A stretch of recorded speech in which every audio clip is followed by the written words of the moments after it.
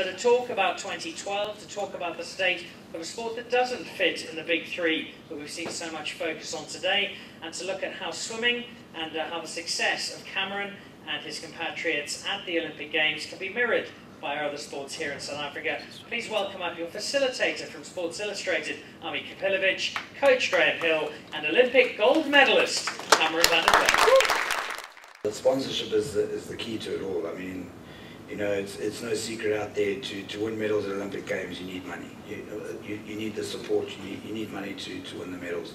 And, you know, I listened to some of the conversations, like I said, and Mr. Supersport himself said it takes passion. You know, you need the passion to drive it all, and I think we've got a good, passionate team on board now. They're all moving in the right direction. The swimmers are up there now, and they're passionate for another 4 years to go achieve bigger and better things in Rio. So basically, it's we need the sponsors, and who knows, maybe we can double, triple what Cameron and Chad did in London and Rio. And that's the bottom line. That's what it takes. Well, you asked me before not to put you on the spot, but as a journalist, it's kind of like a shark smelling blood, and I can't really help myself. So, you know, Telkom withdrew its sponsorships from Swimming South Africa in March, and you have been without a sponsor. I think the Northwest University has recently come in with 360,000 Rand in order to send our guys, 25 swimmers, to the World Championships. What's next? We have been out in the market looking for a sponsor, and I know that there's 2 or 3 lined up. So we're just hoping that someone comes on board. But if anyone here wants to have a chat with me afterwards, you're sitting with Cameron van der Weyden and Chad Leclerc, 2 of the biggest sports personalities in South Africa. Telkom unfortunately missed out on them. They're not on board with us, and they could have had Chad and Cameron. So you know, it's out there, and I'm going to speak from my heart. I don't see these guys going away in a hurry from world sport and world swimming. So it's a good investment.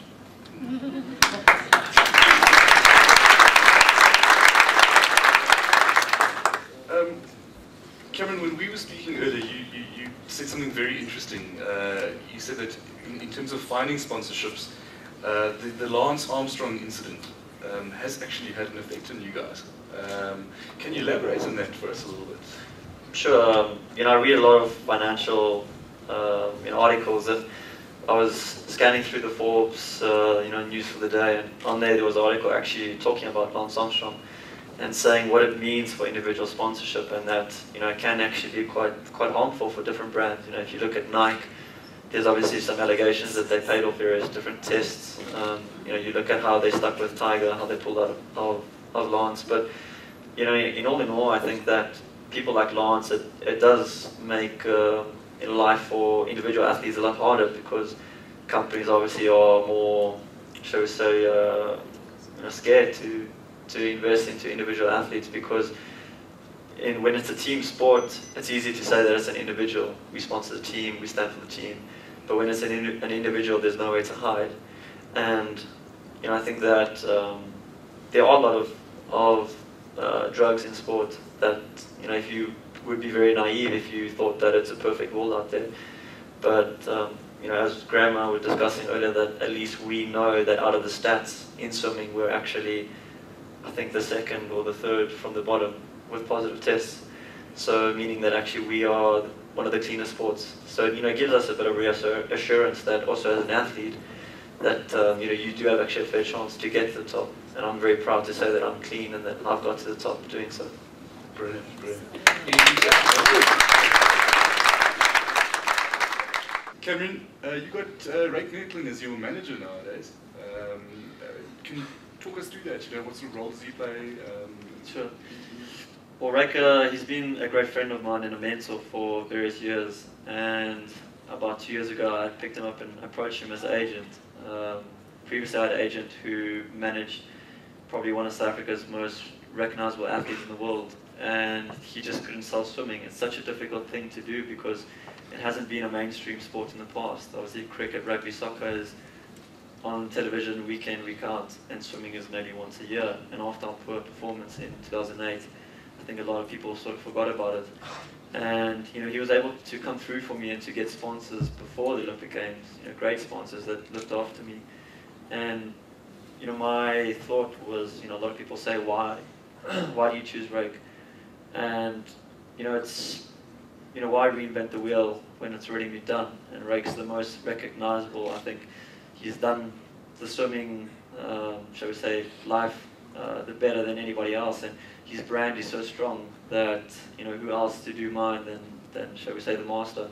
And throughout the years, you know, your brand is obviously your most powerful thing. That's what keeps you going. That's what, you know, people like you guys invest in. And you know, Rake's brand is still going strong. You know, he's 4 years out of the swimming, and he's still doing talks or has sponsors and people that look after him because he looked after his sponsors so well.